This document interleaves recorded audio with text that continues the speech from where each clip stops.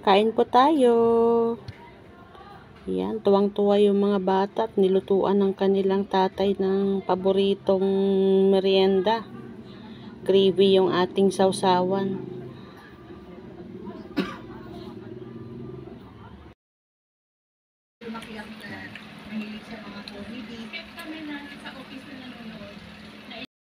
Bumili kami ng per kilo na french fries sa palengke at kami na lang nagluto para madami. Para talaga magsawa tong mga chikiting na to. Kasi gusto doon nilang kumain ng ng french fries. Tingnan naman, no, napakadami. Overload na overload. Want to sawa talaga sila.